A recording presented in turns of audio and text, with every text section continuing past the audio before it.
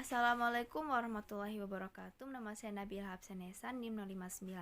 Hari ini saya akan menjelaskan struktur dan fungsi yang ada pada paramecium seperti gambar di atas. Bagian yang terluar yang ada pada struktur paramecium ada silia. Nah, ini gambar silia yang bentuknya panjang-panjang. Merupakan struktur seperti rambut yang berukuran kecil yang menyebar di seluruh permukaan tubuh paramecium. Silia disebut juga sebagai rambut getar yang berfungsi sebagai alat gerak, alat untuk mengumpulkan makanan, dan sebagai reseptor sensorik untuk mendeteksi rangsangan yang berada di luar sekitarnya. Selanjutnya di sini ada celah mulut. Ya, ini adalah bagian celah mulut yang merupakan struktur berongga berlubang yang berada di bagian salah satu tubuh paramecium. Artinya celah mulut ini cuma satu dan tidak menyebar. Fungsi dari celah mulut ini untuk memasukkan partikel makanan ke dalam tubuh paramecium. Selanjutnya lanjut dari celah mulut ada vakuola makanan, merupakan struktur berbentuk bulat not kontraktif yang tersebar di bagian endoplasma. Nah, sesuai dengan namanya, fungsi dari vakuola makanan ini untuk mencerna makanan. Pada paramecium, pencernaan makanannya terjadi pada vakuola makanan ini. Vakuola makanan merupakan organel yang berfungsi untuk menerima makanan, mencerna makanan, dan mengedarkannya di seluruh bagian sel dengan cara mengelilingi sel. Awalnya, makanan masuk ke dalam sel melalui rongga mulut atau oral groove. Lalu masuk ke dalam sitostoma, kemudian makanan akan didorong masuk ke dalam sitofaring dengan bantuan gerakan silia dan dorongan air yang masuk. Ketika makanan masuk mencapai bagian dasar sitofaring, vakuola makan akan dibentuk. Pencernaan makanan dalam vakuola makanan terjadi pada saat vakuola makanan bergerak di dalam sitoplasma yang disebut dengan gerak siklosis. Enzim pencernaan yang terlibat antara lain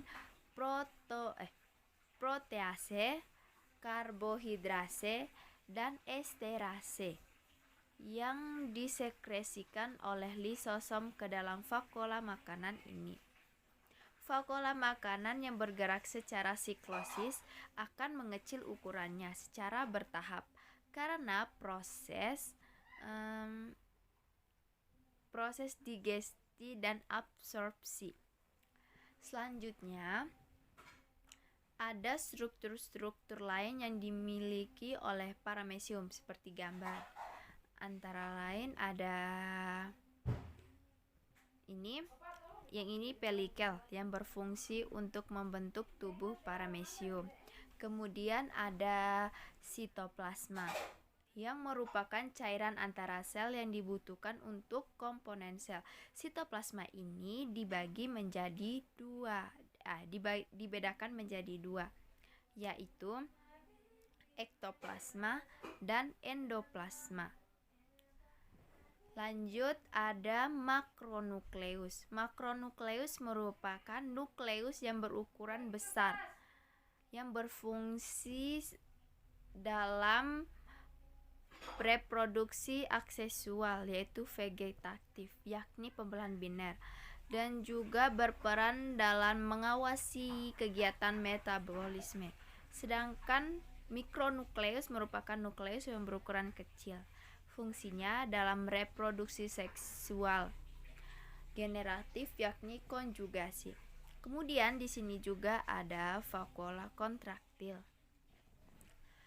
yang berfungsi untuk mengatur tekanan osmosis atau osmoregulatif dalam tubuh paramecium dengan cara membuang kelebihan air dari protoplasma.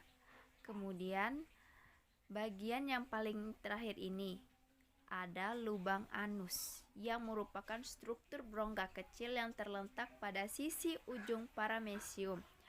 Lubang anus ini berfungsi untuk mengeluarkan air yang berlebihan hasil dari osmoregulasi yang dilakukan oleh vakuola kontraktil. Di sini adalah letak dari lubang anus tadi. Dan itu merupakan struktur-struktur yang dimiliki oleh paramecium. Terima kasih. Maaf bila ada kekurangan. Wassalamualaikum warahmatullahi wabarakatuh.